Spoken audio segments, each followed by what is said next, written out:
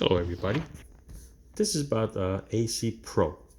It's a little refrigerant can that they sell at the local stores for the DIY people to put refrigerant or freon into your own system, like the 134A.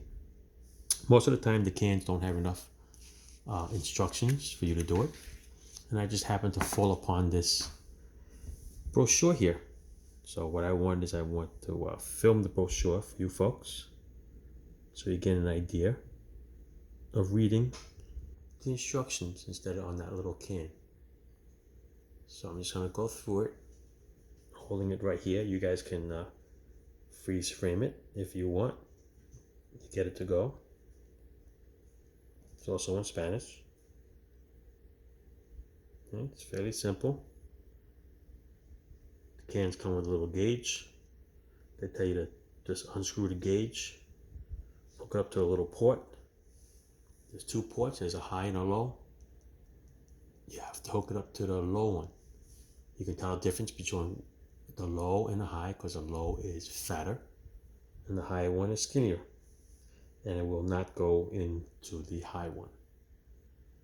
And when you turn the AC on, you got to check to see if your clutch is spinning, which is the piece right here in the center. If it's low on freon, it will not turn. If it's high on freon, it will not turn either. So that's why the gauge is very important.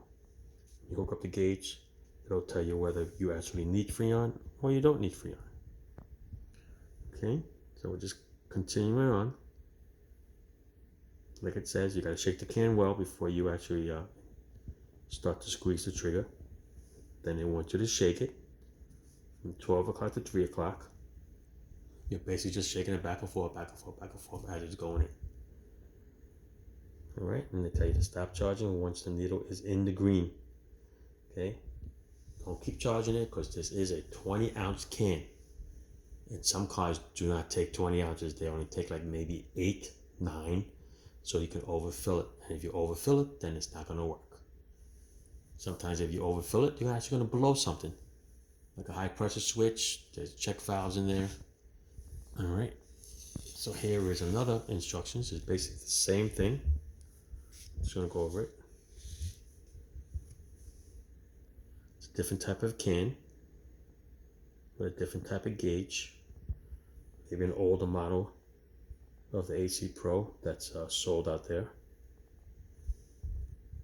But they all basically do the same thing.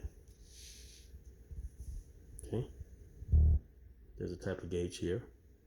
The way this one is, you got to turn the outside rubber gauge to the temperature that it is outside. And when you turn it, you notice that there's two little red lines. Okay. When you turn that to where it's supposed to be to the temperature, you want that black needle to be in that area. I'm going to show you why, because on this brochure, which is different than the first one, it would tell you what the temperature of the AC coming out inside the car should be at a certain temperature. And this is it right here. It's very important. Okay, so if the ambient temperature is 80, the gauge should show between 40 and 50 psi. Okay, it all depends on the temperature of the outside. And that's it. All right, this is available at your local AutoZone store if they have any more left. And that's it. Like I said, hope it helps you guys out. Ciao.